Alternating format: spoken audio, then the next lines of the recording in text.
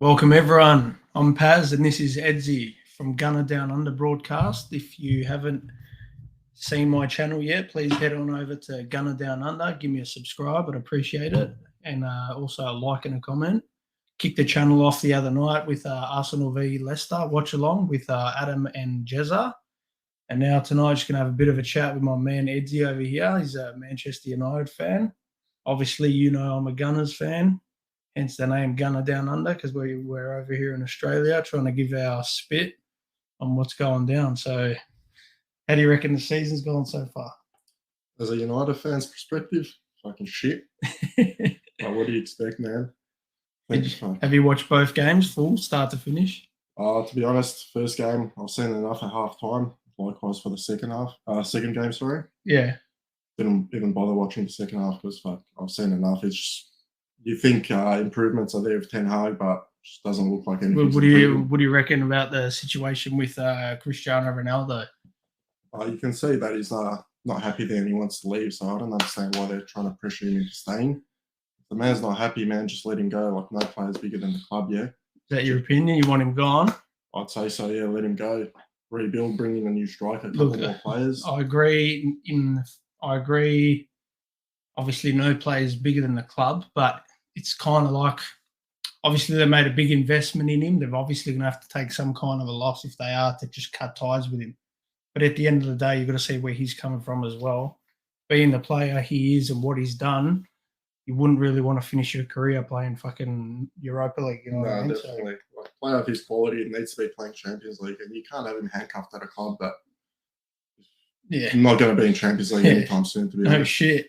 Seen that obviously over at Arsenal with players that didn't want to be there, just dragging their feet, collecting wages for nothing, pretty much sitting on the bench for the reserves like Mesut Ozil. Yeah. In my opinion, we should have maybe renewed Alexis Sanchez's contract rather than Ozil. But it was obviously for them, it was a decision of just one or the other because they couldn't afford to keep both on such a large contract. But, So what do you reckon about Arsenal's start to the season? I think it's good, eh? Been one of the better starts in a couple of years. Jesus is looking pretty good, huh? Not a bad signing. What do you reckon about him? Honest opinion, I think he's going to be. I reckon he's going to be up there with signing of the season in terms of impact to the club that he's gone to. As in, obviously, you'd compare him to the likes of maybe Erling Haaland heading over to Man City. Bigger name, obviously, more proven in numbers. Obviously from a different league, but that being said, he's barely played over more than 20 games a season. He has had a lot of injuries and not many people factor that in. So his numbers are good, but is he going to give you, if he's struggled to get 20 plus games in a season in Germany, do you think that he's going to struggle to get, do you think he'll be able to get just as many starts in the Premier League, which is known to be more of a physical league? Or I think if Man City look after him and, play it smart with him, I think he'll do well. Whereas with Jesus, he's a proven player in the Premier League, yeah? Yeah. With Haaland coming in from Germany, it's going to take him some time to adapt, where Man City just got to play it smart with him, Yeah, that's ease it in. I agree with that too. I also think their first two results are a bit of a smokescreen, to be honest, because obviously you'd expect them to win those two games that they did thus far pretty convincingly due to just the quality and depth they've got all around the pitch. But I think it's a bit of smokescreen in the way that they're playing. They're pretty much, they've got their results just because of the quality they've got on the park, not in terms of the way they have been playing has been good. But I think Pep is going to have to slightly tweak the system that he was used to playing with someone like Jesus. And that's why I think Arteta getting Jesus over to Arsenal makes a lot of sense, because Arteta, it seems like he's trying to create that interchanging forward play that he obviously learnt from under Pep at Man City. So at Man City, you had 10, 12 goals coming from Sterling, 10, 12 goals coming from Mahrez, 10 goals coming from Jesus. Then you got 5 to 10 coming from Bernardo Silva, 5 to 10 from Kevin De Bruyne, and so on, even Gundogan. Do you get what I'm saying? Yeah. So all these players, they never really if I was to tell you to pick Man City's starting lineup every week, it was really hard to be able to get it spot on in terms of their versatility, because they just used to be able to put any player anywhere. Yeah, You get what I'm saying? Yeah. So that's why I think you've seen Arteta's kind of getting drawn into the signings of these players that can play more than one position. Saka, yeah, you'd say is predominantly more of a right winger, but you can play him on the left, being a left footer. Martinelli, he was brought in as a striker apparently, but he's been very good off the left for us. So he gives you two positions of cover. Then you got Martin Odegaard playing a number 10 role, who can also play as a number 8, I believe. Granit Xhaka pretty much can play an 8 or a 6, even though I think he can't play anything but an 8 because he's not physical and he doesn't have the work rate to get back as an out and out number 6. And I even think Thomas Partey is more of a number 8 than a number 6. That's the role he was playing at Atletico. So, do you reckon Jesus is a good signing and makes a lot of sense? Yeah, I reckon I totally agree with that signing. Now, quickly to just touch on to Arteta, you've seen All or Nothing. Yeah. What are your thoughts on his style of coaching? And I reckon they should have named it Arteta or Nothing, to be honest, because the whole show seems to. I think the whole show was pretty much just trying to get the fans to understand why they're backing Arteta so much, because there might be a lot of things that he does behind the scenes that we don't get to see, obviously. Yeah. But that being said, him knowing that this obviously documentary is taking place, you don't know whether they're putting all these things on for a show because they know they're being watched and stuff like that. That being said, when you see the way that he dealt with the Aubameyang situation, obviously we didn't really get the other side of the story from the likes of Aubameyang, but I really like the way he handled it. He handled it in the sense where he made a decision, he stuck with it, and he backed himself pretty much. What are your thoughts on Arteta stripping him off the captaincy? Look, obviously there's more to the story than obviously even what they actually shone more of a light on it in the documentary than I thought they would.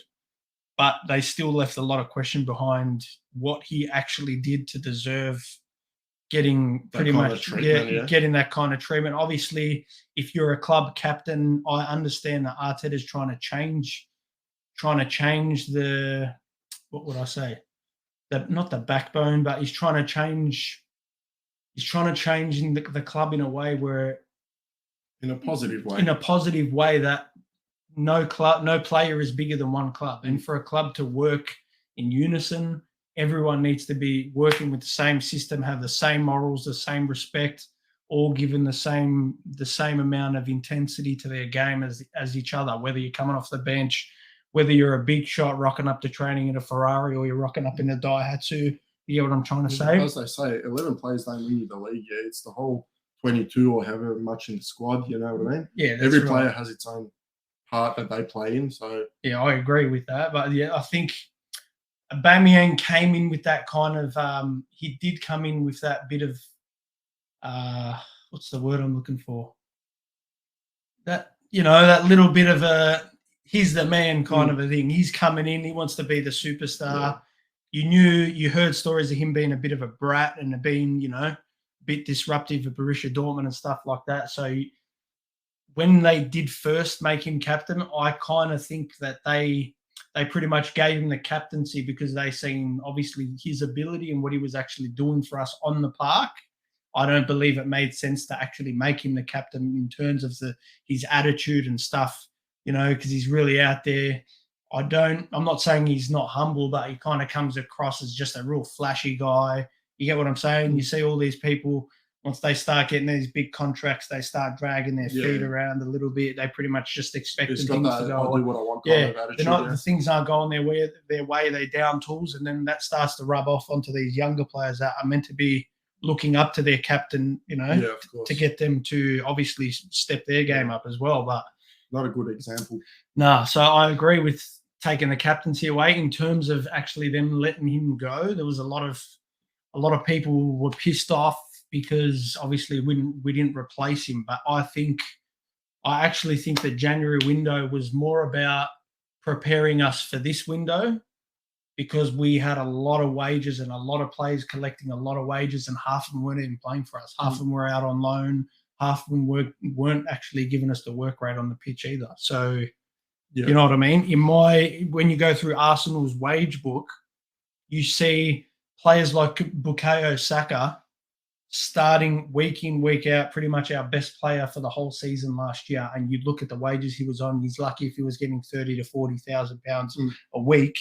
And you compare that to someone like Aubameyang on 350,000 a week, who actually gave more to the squad in the season, who actually had better numbers, who gave better numbers out for the season, who was our go-to guy. Because Aubameyang wasn't he did carry us the season before. Obviously, our defense let him down, Europa League finals and all that kind of stuff. But I think once he tried carrying us, and he just kept saying that we were letting him down.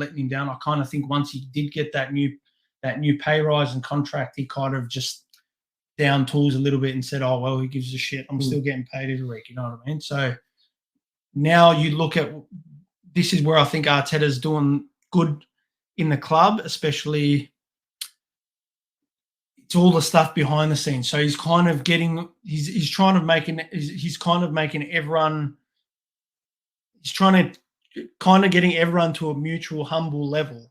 Yeah, whereas on the same page, sort of. You don't have players. Me and you are both playing in the same starting lineup, but you're making 300,000 a week, and I'm on 10,000 a week, but I'm doing more work than you. Yeah. You get what I'm trying to say? He's kind of trying to balance it out more, and I think that's what January was more about, and that's why we got rid of a lot of players that were on high wages, and that's why we let Lacazette go, rather than us sitting around on our hands just waiting for someone to come and get these players. We were just saying, you know what? We'll just pay you out, or we'll terminate your contract, get you out of here. So that way it frees up wages for us to go and address the areas that I think we need to address. Yeah.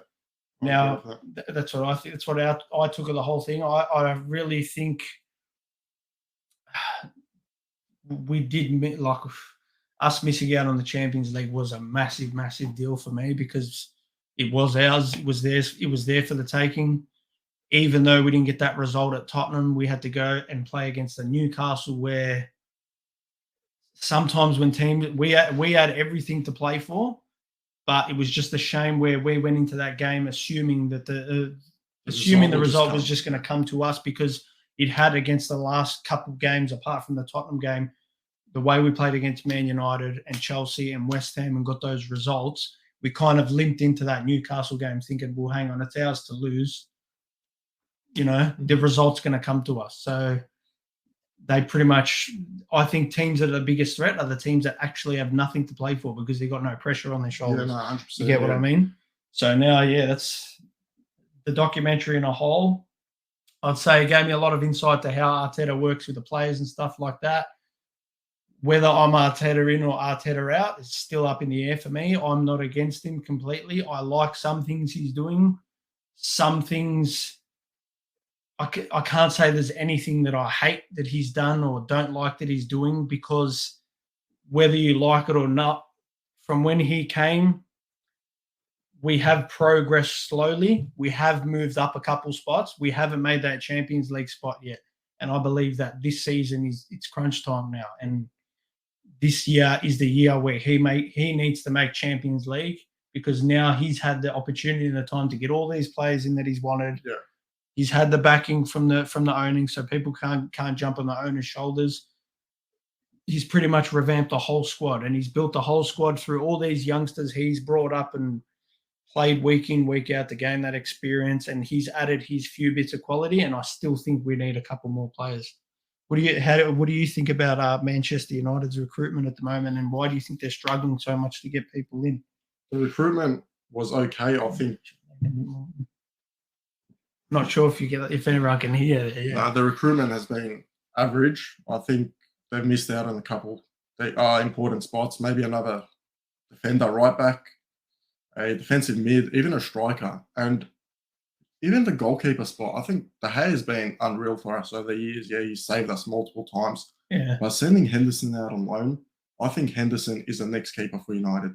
I understand maybe they want to give him more game time, but I think this And season, you actually bet everyone Edzy's a goalkeeper. yeah, I'm Just a let keeper you guys myself. know So he's a goalkeeper himself. So I'm guessing that's why he's kind of magnetized to that. So yeah, so I think Henderson this year should have been the number one. He's the as they say, the modern keeper. He comes out to sweep the ball. He's not afraid in the air. Whereas De Gea is should I, shouldn't I?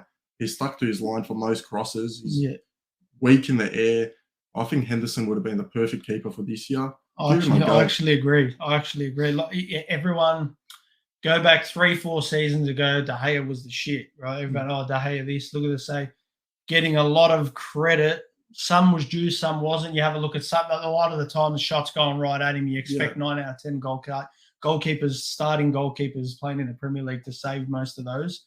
But then that brings you to the situation. It's like, okay, have a look at Ramsdale, for instance. We brought him in when we had Leno. He played for 2 teams that got relegated 2 seasons in a row. People are like, oh, he played in 2 teams that got relegated, blah, blah, blah. He's not going to do too well. But they don't turn around and think, well, hang on a second. Imagine how many goals they would have copped if he wasn't there. You know what I'm trying to say? Sure, yeah. So in terms of bringing, we've seen when we had Leno struggling a bit, Martinez came and took that spot.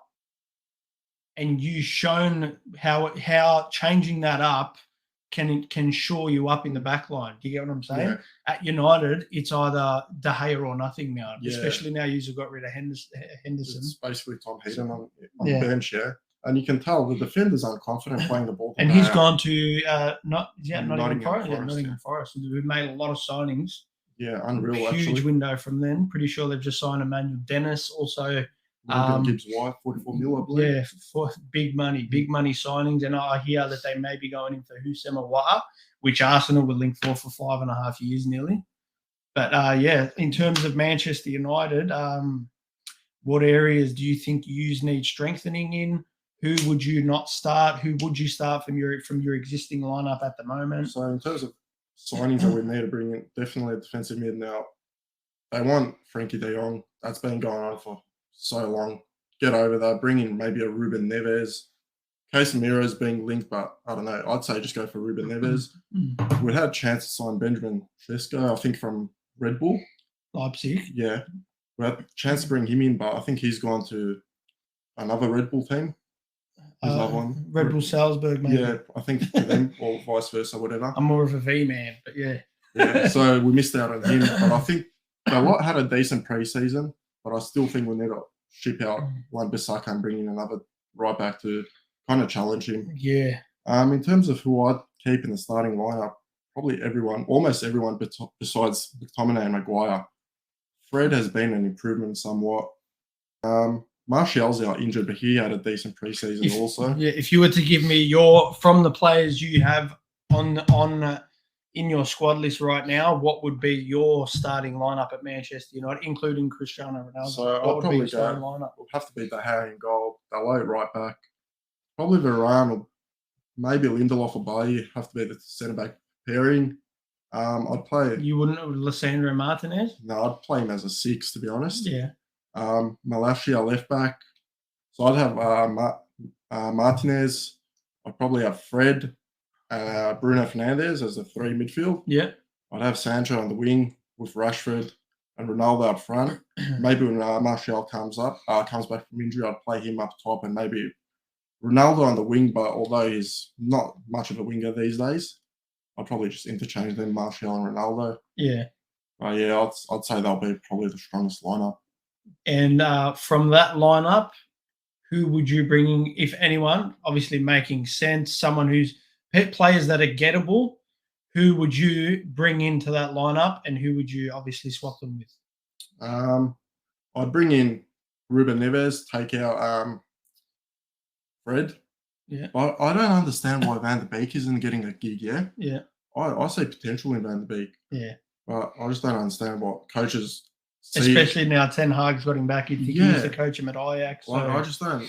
He might be doing something wrong behind the scenes that we don't know about. But I don't know. I'd say give him a shot. Might be better than what we got in midfield. But definitely Ruben Neves I'd like to bring in for him in the midfield instead of Fred. McTominay. Fred's okay. McTominay for the bin. Yeah. Maguire, I wouldn't want him in the starting 11 anymore. Neither should he be captain. A lot of people hate him, huh? Yeah, nah. Shouldn't even be the captain, to be honest. Very mixed emotions on Harry Maguire. Yeah. Harry Maguire! I think when I went to watch Victory United... Did you boo him too? I think I've heard the amount of abuse thrown at him. Unreal. And I think he just fucking deserves it, man. Like, just unreal. Like, but what warrants all this hate? I know, look, in my opinion, I think the level of hate that goes towards him is due to the fact of the price tag that you paid. So put this big banner over him saying he has to be the man. He has to be the number one defender in the Premier League at the time or in the world at the time, being the most expensive centre back at the time.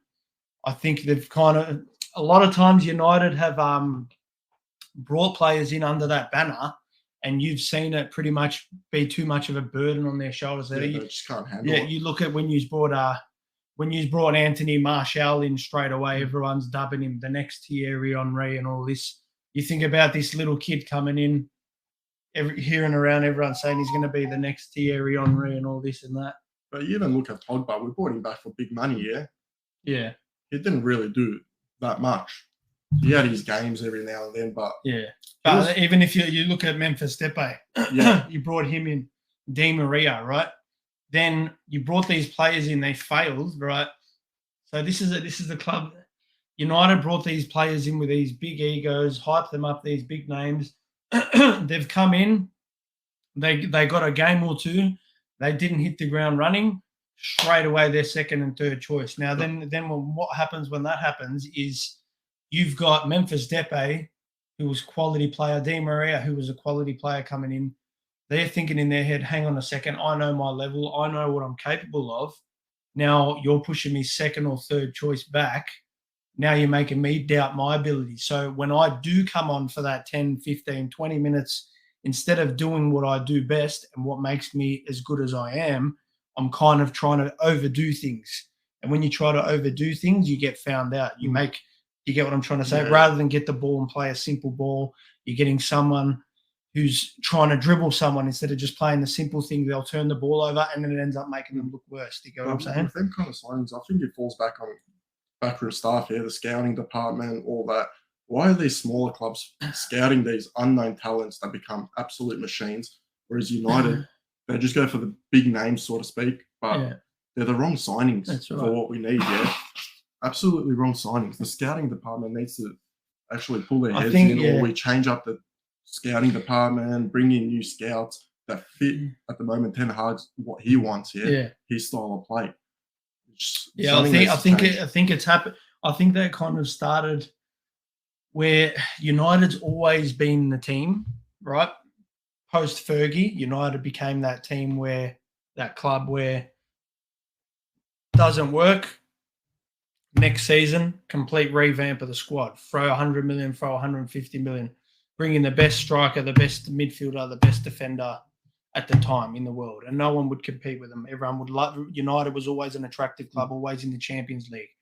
Now, when they brought all these big names in, they try build this whole squad from scratch in one window.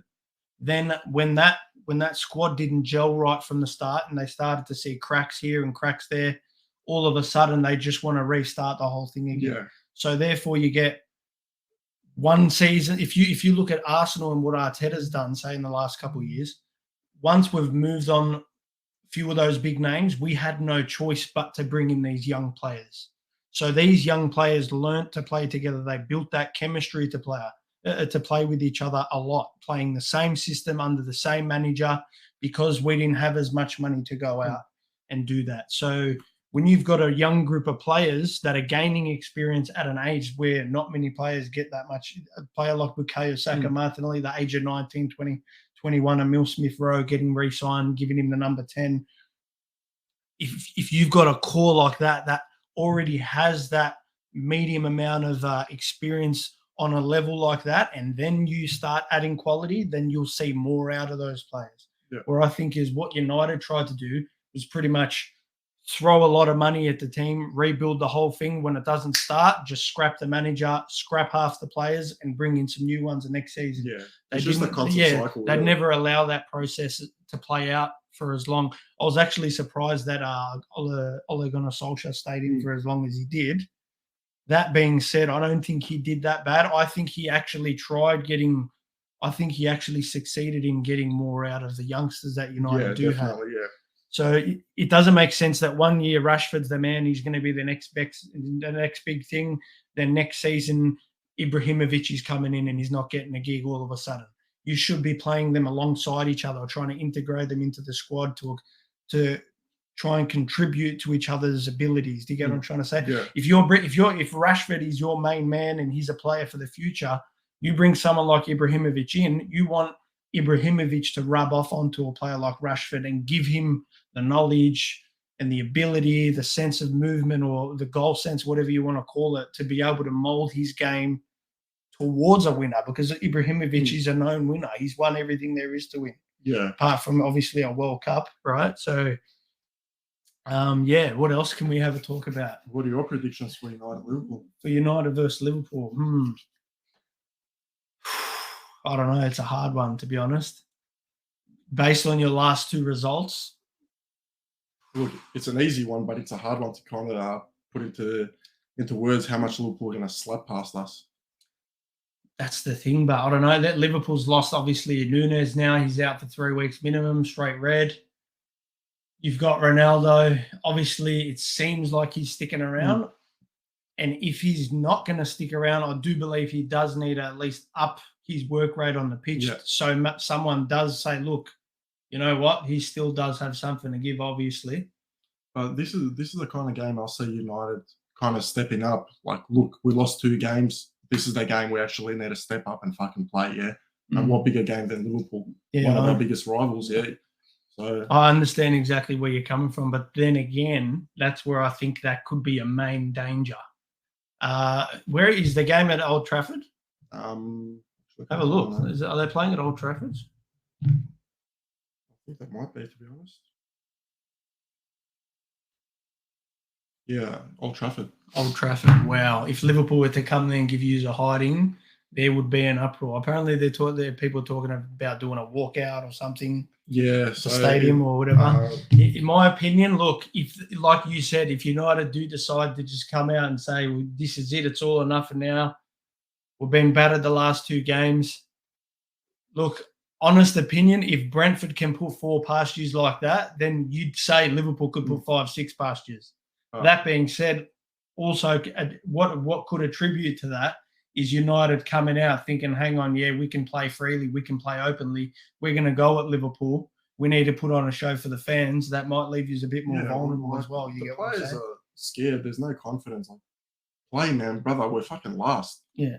Liverpool, biggest game. Fucking play with your heart, man. Fight for every fucking ball. Fight for the badge, exactly. But then that being said, it's like, do you think that if Man United lose that game, do you think they are going to be in much worse of a position than they are now? Because obviously, in terms of everyone knows that the levels of your Liverpools and Man Cities and your Chelseas compared to obviously your Arsenals, your Spurs, your Man Uniteds, you don't play against Liverpool expecting a result, especially as of recently, and coming off 2 losses like that. So that's going to be in the back of your minds. Plus, that being said, Liverpool's come off the back of 2 draws. Do you get what I'm trying to say? So look, it's a game for both teams to take, really. Yeah. Of recent form, but I honestly think you're going to see maybe a more solid defensively solid game from Man United's perspective. I think it's going to be Ten Hag's probably going to take more of a damage control approach to the game. Maybe try and take a draw. And I believe Liverpool are going to go. I think Liverpool are going to go there for the jugular because they've only got 2 points so far as well. They're going away from home, and they know what they're doing when it comes to the big games, especially against Manchester. Yeah, you know what I'm trying to say. It'll be a good game to watch, but it's there for the taking. So yeah, I know it's still a bit early, but what would your predictions on top 4 be for the end of the season? Definitely Man City to win the league. Yeah, I'd say Liverpool will climb up the table. So put them second. Arsenal third. I don't know about Chelsea, to be honest. I haven't watched many of their games, but I'd say, to be honest, Spurs might even be up there. I think a lot of people are going to be surprised about Spurs have made a lot of good signings, but I think they've pretty much just added depth to their squad. Whereas usually you've seen the last couple of seasons, Spurs have had good starts. They've had good spurts where you've got Son firing, Kane firing. Then you get an injury to either Son or Kane, and then they're struggling with their backups a lot of the time. Whereas now they've got Kulusevski coming in. He's contributed a lot. Bentancur's came in. Now they've signed Perisic. I don't think he's still – I'm pretty sure he hasn't even had a minute yet under Spurs. Plus, I'm pretty sure Spurs signed Jed Spence as well. And I believe they're about to sign maybe another fullback for the future. But Spurs have made a lot of signing. Even Yves Bissouma, we've missed that one as well. Yves Bissouma, I think he would have been a good signing for Arsenal. But yeah, like I said, I think they're all kind of depth signings. So because they're one of the clubs that's going in more prepared, because I believe early in the window everyone was saying, well, Arsenal, Spurs have made all these signings and Arsenal haven't. Well, in my opinion, even though Spurs finished just above us, I believe that we actually had a more quality squad than Spurs. And I think for them to go to their next level, they had the players to go to the next level, but they didn't have the depth. Now, Arsenal had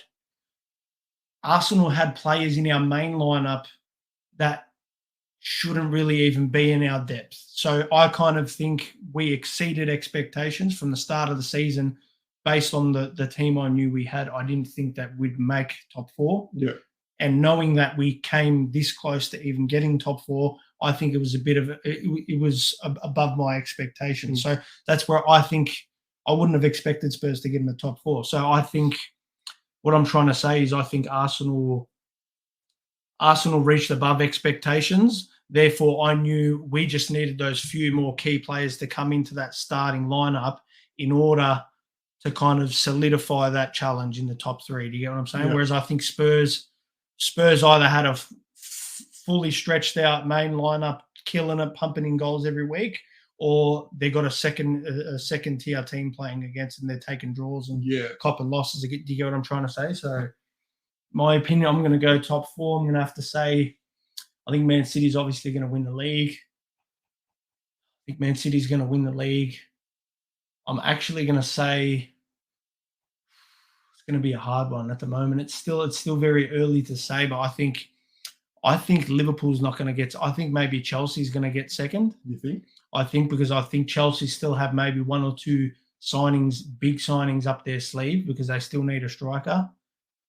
There's talks that Aubameyang's going there. If he goes there, I think he's a rat bag, to be honest. It's the end of our rivals, but that's our fault. It's not our fault. Obviously, the reason he left, he must have done something wrong, but him being our captain, I don't think he should have been our captain in the first place, but he should take that into account. Yeah, but I don't think he will, really. Yeah, he won't. He's going to go, obviously, for the money. He's going to go to rub it in our faces, and he'll probably score a hat-trick at the Emirates. Who knows? End up doing that. So, yeah. I think I actually think Chelsea might pip second, and I'm honestly very, very confident. Even with the team that we have now, I'm confident that I think Arsenal can make third, and I'm going to go for Liverpool in fourth. That being said, signings can still happen. That can change, you know what I mean? But I'll leave it at that with my predictions. I'm not going to say any more. What about top goal scorer?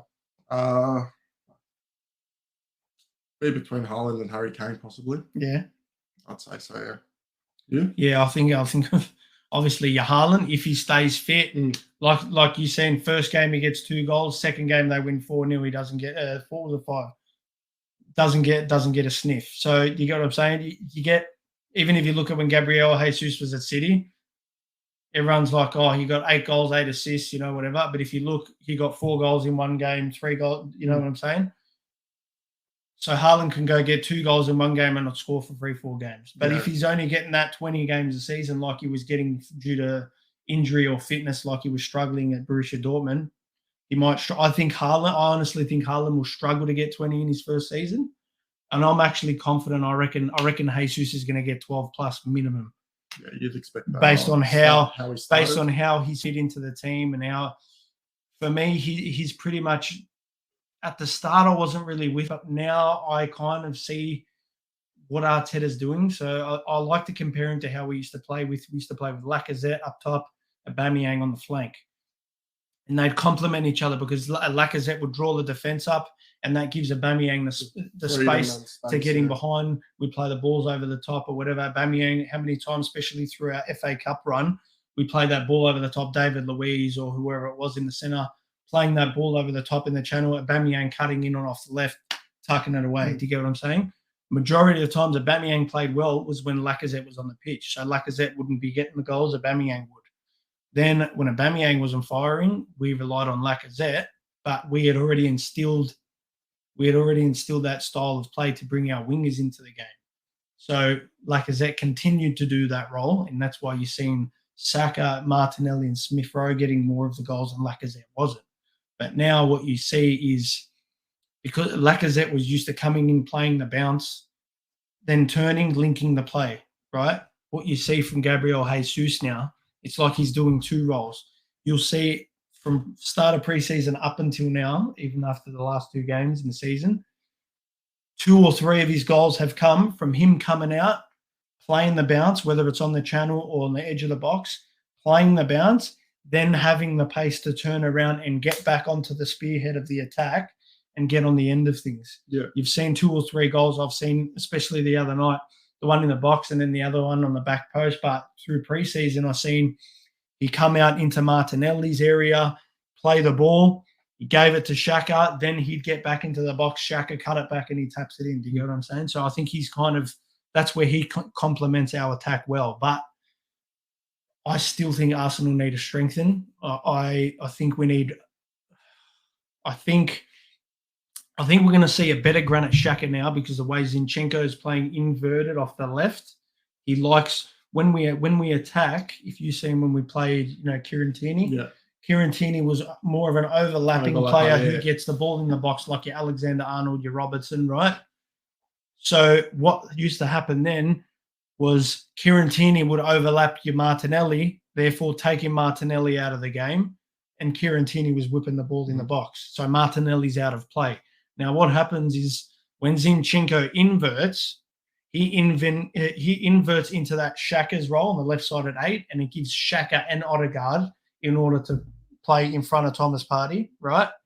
Then you've still got your 3 in front to get on the end of things and make runs in behind. Do you get what I'm saying? Yeah. So it's like before we were taking 1 step, 2 steps forward. Can I explain it?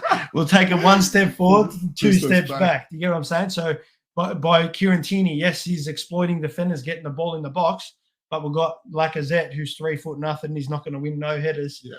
We're not sticking to our strengths. Whereas Zinchenko fits into the mold where Arteta's taken into account the players that we've got, the front line that he's built, and he's trying to bring players in that fit into that system where we're not going to have a passenger here. We're not going to have to sacrifice Martinelli on the left in order to let Tierney get in behind and put the balls in. Do you get what I'm saying? Yeah.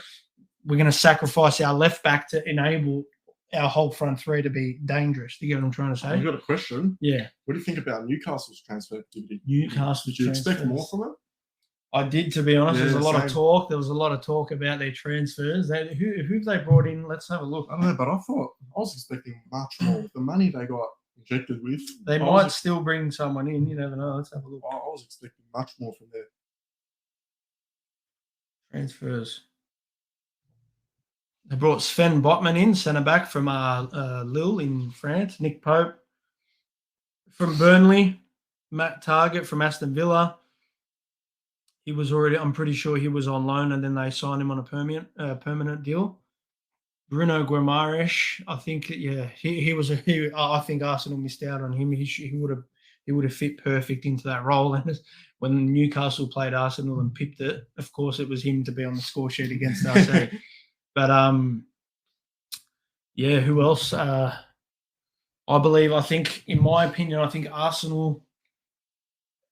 I do believe we're in for another wide attacking player, but I think it has to be someone who is universal, can also play as a centre forward. Now, there's one player that I've wanted from the start of the window, and I've had this little hunch, and this is my hunch. Whether it happens or not, I'm not sure, because it didn't make sense at the time for us to go after Rafinha when Saka was pretty much our number one man. Now, you're not going to go spend 70 million on a player who's going to play back up to Bukayo Saka. But then you think, oh, maybe they'll push Bukayo to the left or they'll play Rafinha on the left. It's one of them players that may work or may not. Yeah, do you get what I'm saying? But he's predominantly a wide right player. So you'd think, hang on, they're going to spend 70 million on a player. We spent 70 million record-breaking signing Nicolas Pepe, who's back up to Saka, and he doesn't even get a game. And we're lucky if we can get 20 million for him now. So it didn't make sense for me that we were going to try and go spend 70 million on a winger, and then we didn't get him, and then we just don't want a winger anymore. In my opinion, I think he was one on the list, and maybe we could, like we did with Pepe. Arsenal do a lot of funny things in the window, whereas sometimes they look at players they sign as investments rather than actual impact to what they're going to bring. So they'll look at a Nicolas Pepe at the time. 70 million was a good investment because he looked very promising, especially the rate and the price players were going for at the time. You'd think this kid's going to be something special. Worst case scenario, he has an average season or two. We'll still get 30, 40 million for him. It's kind of a future over present. Plus he's got many years ahead. Do you get what I'm saying? So I honestly, and this is why I'm going to say this, because, right, we've been linked from the start of the window. We were linked with Zinchenko straight away. All of a sudden, went dead. Then we're in talks with Lisandro Martinez. Very similar ilk of a player. Both can play left. Both can play number 8. Both can play centre back. Zinchenko less known for being the centre back, more known for being left back at City and in that number 8 left-sided pivot for City or for Ukraine, right? So it's kind of like we touched base with Zinchenko, we tested the water to see if he was interested. Then we went but he wasn't our top target. Then we went hard for Lisandro, who was our main target, because you think about it, we're linked with Zinchenko at the start. It would have been done quick. Yeah. Because when it popped up again that we were after him, we got it done in a day or two. So it's not like it was a hard deal to get done. So it obviously shows Lisandro was our main target. We failed to get that target, and I'm happy, to be honest, because I haven't seen that much of him. Yeah. I honestly think that Hughes might end up playing him as a number 8, and I think even as a left back, to be honest. But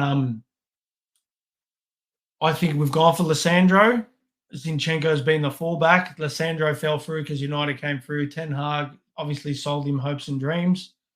So all of a sudden, we knew Zinchenko was already interested. Knows Arteta from Man City. Bang, we got it done overnight. It's not like we went to Zinchenko at the start, asked him if he wanted to come, then barred his phone calls for 3 months, and then all of a sudden, oh, do you want to come now? Yeah. Do you get what I'm trying to say? So this is going to be there was a player we'll link with very early in the window, very quietly. It was Cody Gakpo of PSV Eindhoven. I'm not sure if you've seen him, if you know much about him. He's got, I'll give you his numbers now.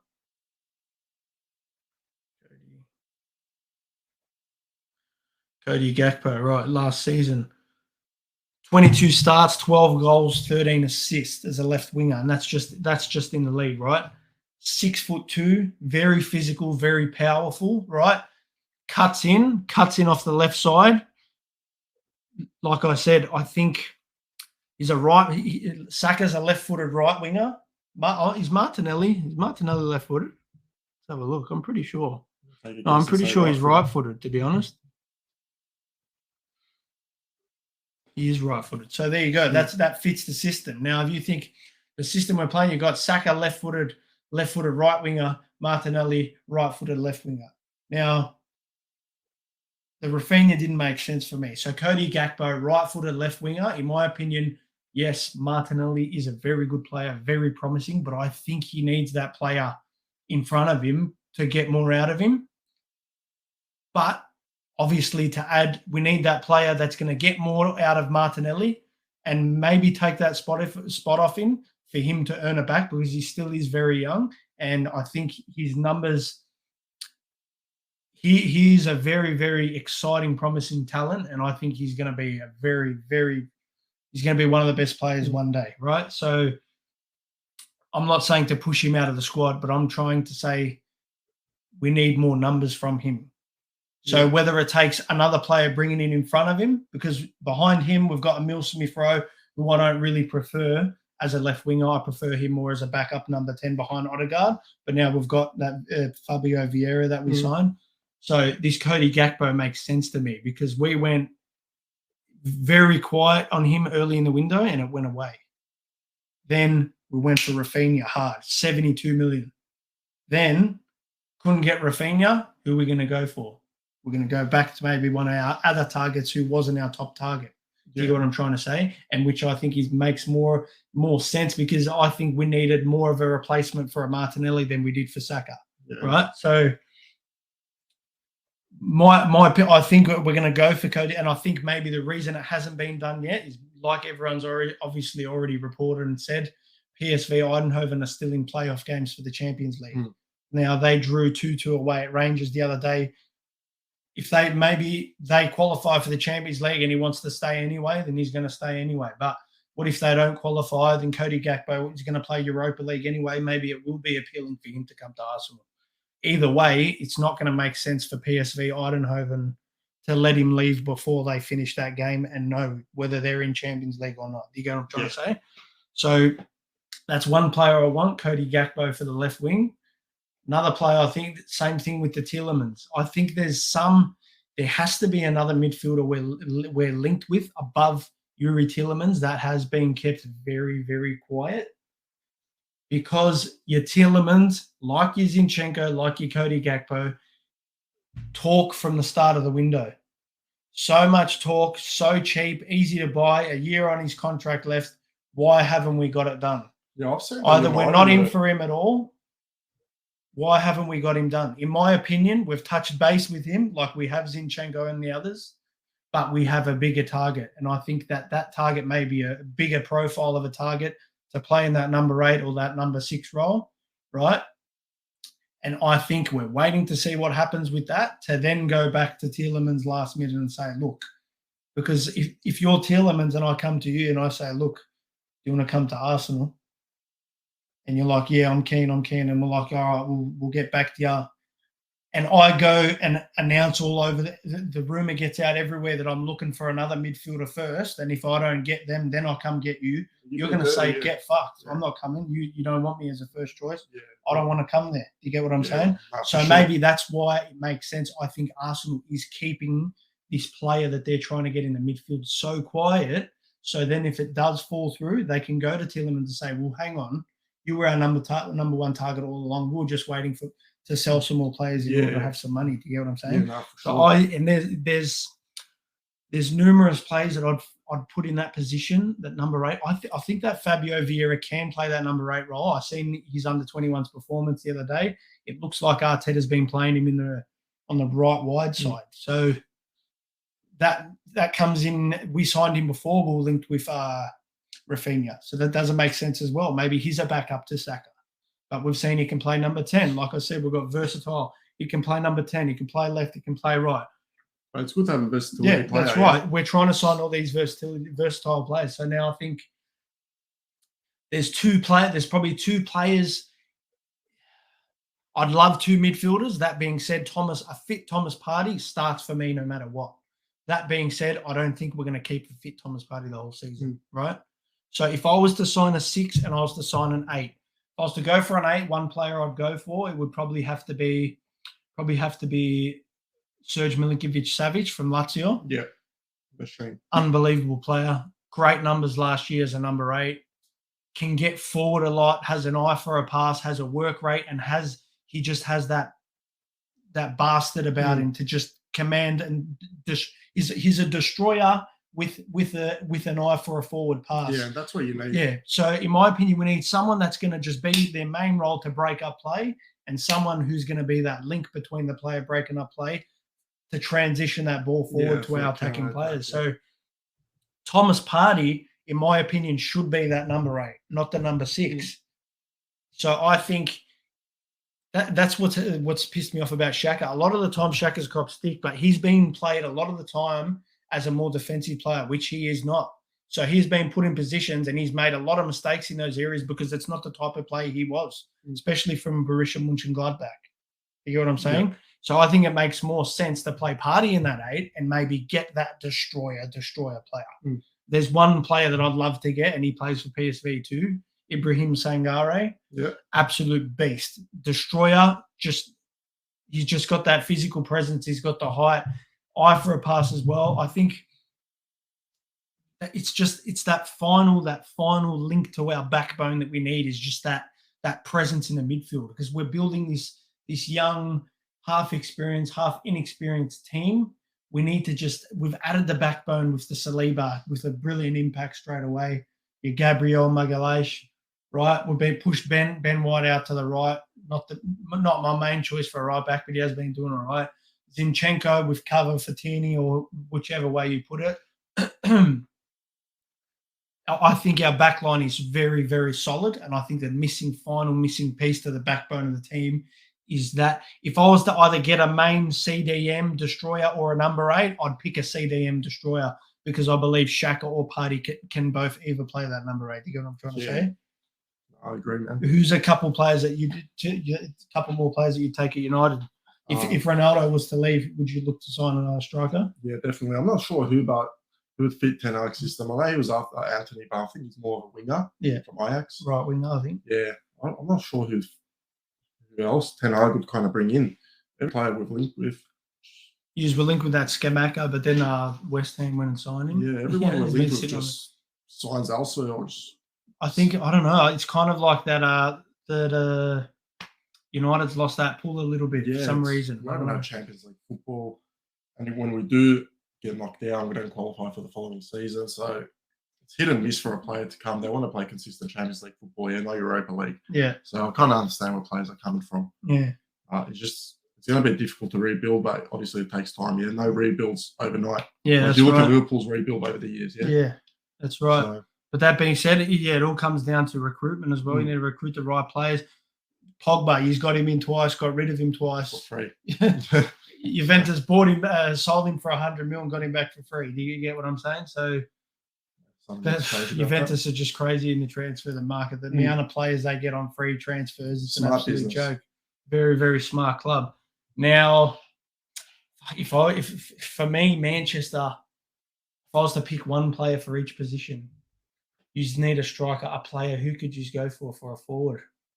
It's kind of a difficult choice. You could go for a Victor Osimhen, maybe.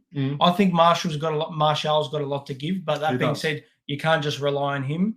I think he's more of an answer to a forward than Rashford, because Rashford's had a lot more time to be that man, but he just hasn't turned out. He just needs to stay fit, but he's injury prone. Rashford can play a lot off the left as well, which is good. But yeah, if you were to get that Anthony in, you could play Anthony and Sancho on the wings with a Martial up top and just build that chemistry together. That might be good, but then you need backup for your striker. Yeah, I think that Alanga's too much of a step down from first team. He's okay for cup games. In my opinion, there's one player in the midfield that I'd sign for you. It plays for West Ham, Declan Rice. If he'd fit right in perfect. Yeah, but I just don't think United's willing to spend 100+ million. Yeah, well, that's what's going to have to take, to be honest, because the amount of money players are going for now is just an absolute joke. It's an absolute joke. But yeah, so all right, let's get to some result and score predictions for. We'll go through this week's fixtures. Bring up all the Premier League games. All right, we're gonna write these down or what? Let's do it.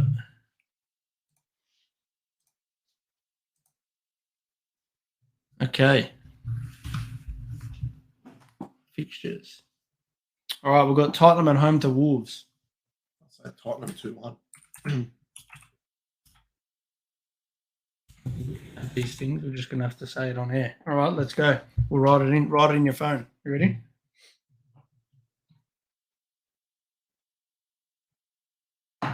On the Johnny Walker tonight, boys.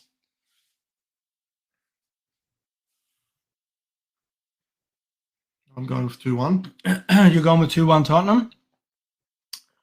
I'm going with a 1-1. 1-1 draw, you reckon? Yep. All right, Palace at home to Villa. I'd say Villa will come away with a win. Maybe Villa with a win? What score? I'll go for 1-0. 1-0 Villa. I'm going to go with a 2-1 Palace. Now we've got Everton at home to Nottingham Forest. That should be a good game. Let's see the impact on Nottingham Forest's signings. Fuck, that's going to be a good game. 2-1 Nottingham win for me. 2-1 Nottingham. I'm going to say 1-1. Fulham at home to Brentford. Brentford will come away with a win. Yeah? You reckon? I reckon. What's the score? 3-2. 3-2 to Brentford. Mitrovic will score. Huh? I reckon Mitrovic. Yeah, so 3-2 to Brentford, you reckon? Yeah. Okay. I'm going to go 2-1 Fulham. We're chalk and cheese our choices, aren't we? Leicester at home to Southampton. How much did you say Fulham, sorry? Did I say 2-1? Yeah. So. Leicester at home to Southampton.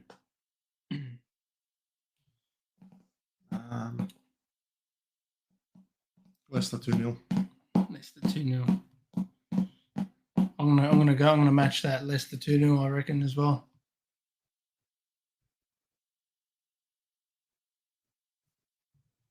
Bournemouth at home to Arsenal. Bournemouth. Arsenal should clean them up, eh? You tell me. I'll go 3-0 Arsenal. 3-0 Arsenal. Bournemouth's last 2 results, what did they get? Bournemouth's last 2 results, 4-0 loss, 2-0 win. Did you say 3-0 Arsenal? Yep. I'm gonna go 4-0 Arsenal. 4-0 Arsenal. Pretty confident. I reckon Jesus brace as well. Leeds at home to Chelsea. How Chelsea been doing? Won both games. Have they? Or did they draw their first one?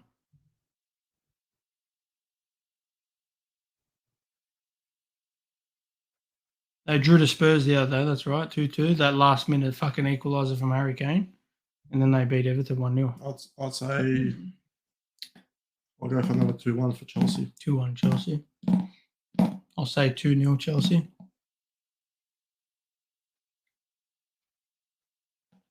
Yep. Now we've got West Ham at home to Brighton. West Ham win. Oh, actually. I'll go West Ham 1-0. West Ham 1-0. I'm going to go with a 1-1 draw.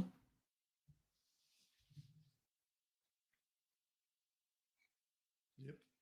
And we've got Newcastle at home to City. I reckon that'll be a good game. It will be, but City will take it away. I'd say I'll go 3-1 City. 3-1 City. I'm going to go with a shock 2-2 draw. Reckon Haaland will bang in? Maybe.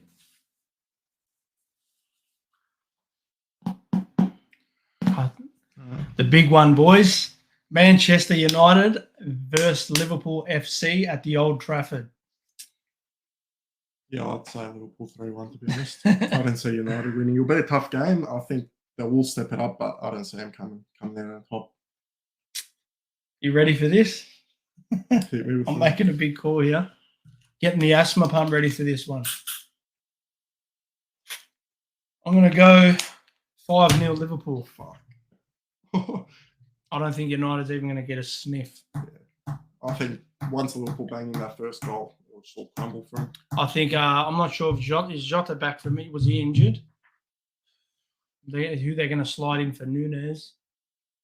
Probably Jota. They're just dangerous, but Liverpool, man. Luis Diaz, Salah. They've got Salah depth. hasn't really had the best start, but I think, mate, in a game like this, that's Salah's cup of tea, let me tell you. So, yeah, I'm going to call it 5-0. Alrighty. All right. Let's call it a night, Edzy. All right, boys, everyone, thanks for watching. Please head on over to GUNNA Down Under channel. Give us a subscribe. Like the video. Comment if you like. If you like the content, let us know your thoughts. And stay posted for possibly an Arsenal watch-along or maybe even one of the other earlier games as well. We will be doing FC Bournemouth watch along v Arsenal FC. Good night. Thank you. Take it easy, guys. Take care.